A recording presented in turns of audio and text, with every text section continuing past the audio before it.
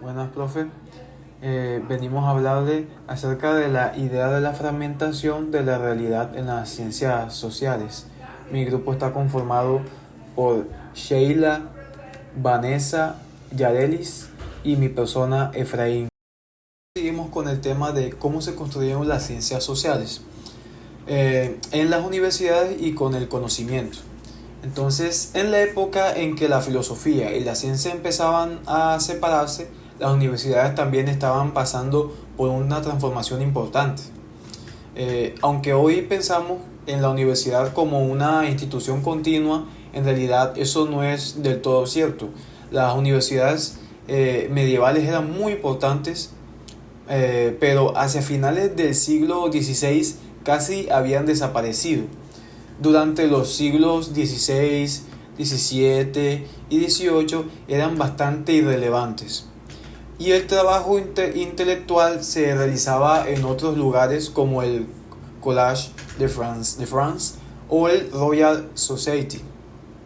Lo interesante es que en el siglo XIX las universidades fueron reinventadas, se convirtieron en los principales centros para la creación y transmisión del conocimiento. Esto cambió la manera en que estaban organizadas.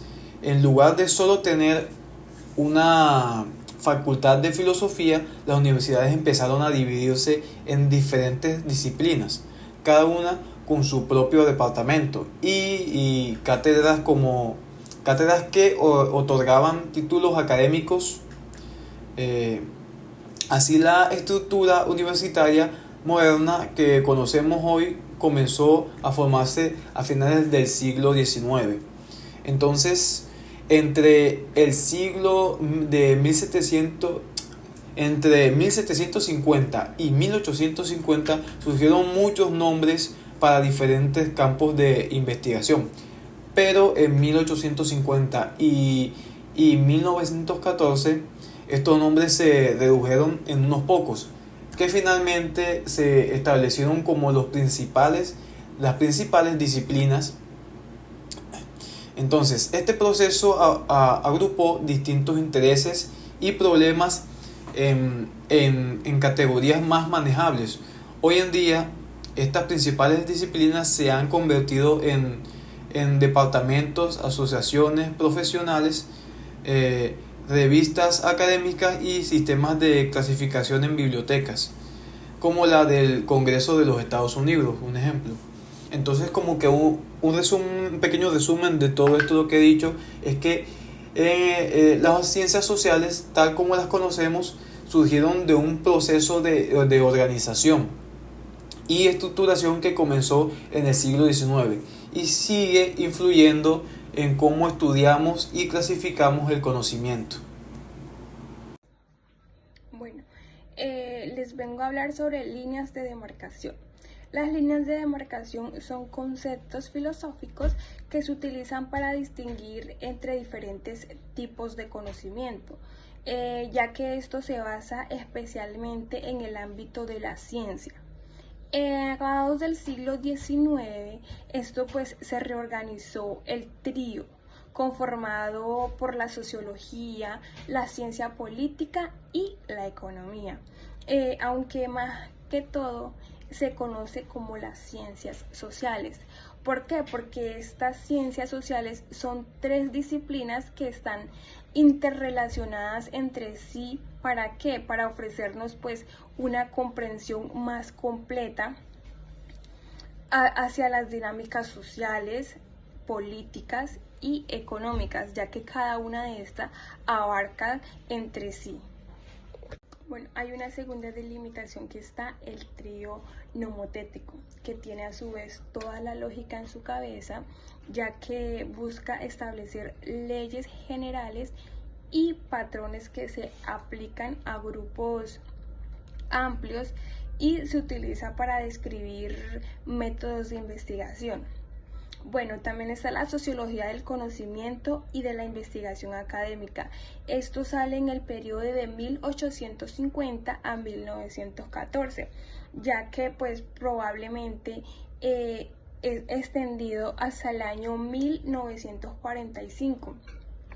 y proviene de tan solo 5 países, que son Gran Bretaña, Francia, Alemania y los Estados Unidos, ya que esos filósofos en ese tiempo creían que eran esos 5 países nada más, y no.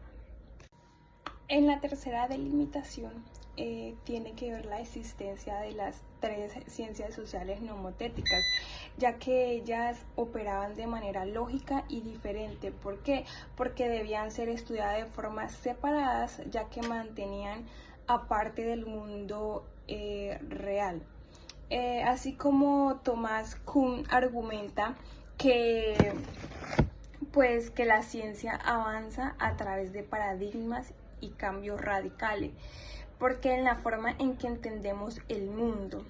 En conclusión, pues las líneas de demarcación pues son esenciales para comprender los estatus del conocimiento científico frente a otras formas de saberlo. La Federación de las Ciencias Sociales discute cómo cambió el panorama global después de 1945. El texto destaca que después de 1945, especialmente la Segunda Guerra Mundial, el mundo experimentó un cambio significativo en varios aspectos, como la economía, la política y la cultura. Estados Unidos emergió las dominantes en estos cambios.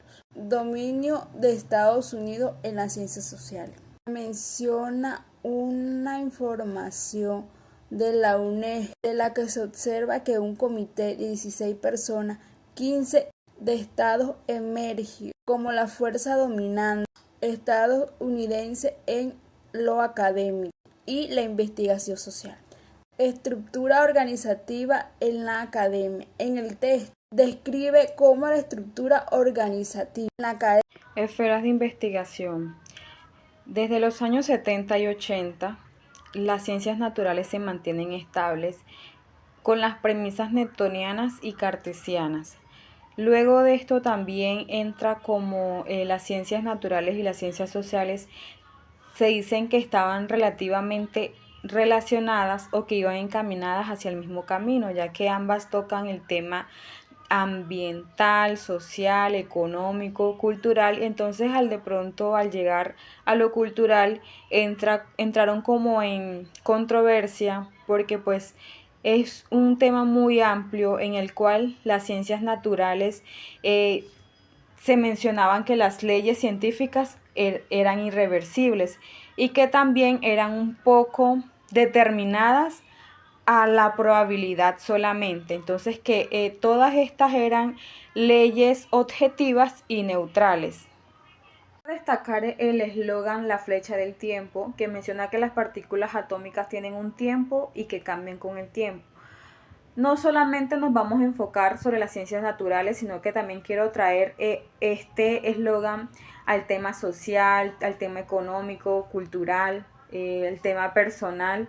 Por ejemplo, un ejemplo que les quiero colocar es que, bueno, desde niños estamos en la escuela, vamos a jardín, a preescolar, a transición. Entonces tenemos un tiempo que es un año. En un año hacemos un curso. En ese curso nosotros vamos a ir aprendiendo, pero entre más avancemos con el tiempo, más van a cambiar nuestros pensamientos y nuestros conocimientos que vamos a ir reforzando. Manuel Wallerstein, este sociólogo y economista, hace referencia también al matemático inglés Stephen Hawking sobre el que el tiempo imaginario es indistinguible de las direcciones espaciales. Como por ejemplo, se menciona que así como nosotros podemos ir en sentido norte, de la misma manera podemos ir en sentido sur. Las leyes de la ciencia no distinguen entre el pasado y el futuro. Son la flecha termodinámica, la dirección en la cual el desorden aumenta. En la flecha psicológica, la dirección del tiempo según donde nosotros recordamos el pasado, porque es algo que ya hemos vivido, es algo que ya hemos experimentado, algo por lo cual ya hemos pasado y no podemos ver hacia el futuro, porque pues es algo que es no podemos adivinarlo. También tenemos la flecha cosmogónica, que esta nos menciona que la dirección del tiempo, que es donde el universo se expande en vez de contraerse. Nosotros consideramos que al fomentar un pensamiento crítico, esto nos conlleva a la reflexión, y que de pronto con esta reflexión vamos a obtener unos buenos resultados, es decir, de que vamos a lograr el objetivo que nos hemos establecido y que podemos subsanar todas esas necesidades que tengamos. Es importante también que hayan esos avances científicos para que así pueda revolucionar nuestra comprensión de la realidad, porque quienes más conocen la realidad que pues nosotros mismos, quienes estamos expuestos o quienes estamos de pronto en alguna situación, problema, que solamente la persona que se encuentra en esa situación es de pronto quien tiene estrategias, quien tiene metodologías nuevas donde puede decir esto me puede afectar o esto me puede ayudar.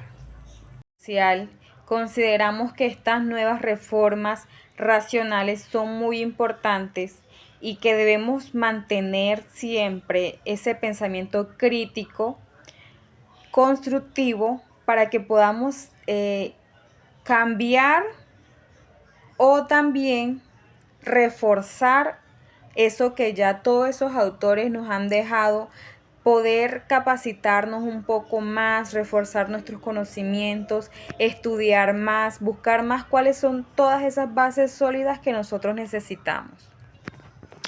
Ahora, Wallerstein menciona 3 estrategias que como nosotros vamos a cuestionar como estudiantes de trabajo social. La primera menciona que son grupos de investigación. Creo que es una realidad que todavía existen, porque hay universidades donde hay grupos de investigación, hay semilleros. Es importante mencionar que estos grupos de investigación y semilleros deben ser financiados y que también los jóvenes pongamos de nuestra parte para que pues todo esto no sea en vano. Nosotros estamos totalmente de acuerdo en el segundo ítem que él propone como estrategia, que son que en vez de sacar programas nuevos, más bien se hagan centros para que se puedan apoyar tanto a los estudiantes, a los profesores, porque sacar de pronto carreras nuevas, las cuales no están conocidas, donde nosotros de pronto hemos conocido de otras universidades, que hay programas que no son acreditados totalmente o que no son publicados, no son socializados, entonces muchas personas no saben en sí qué es esa carrera. Menciona también que hayan profesores con cargos simultáneos, es decir, que el primero, o sea, que haya el cargo X y Y, que el primero sea que ese docente, ese profesor tenga un doctorado, que haya también como ese amor al conocimiento, que sea un profesor de filosofía que invite a los estudiantes a ser críticos de pensamiento, en conocimiento, que esculquemos como todas esos conocimientos que a medida que vayamos en el camino, no nos quedemos con solo lo que tenemos o con solo que nos muestran, sino que llevemos esa reflexión hacia nuestro entorno, que comparemos entre lo que se nos menciona en un texto con lo que es nuestra realidad.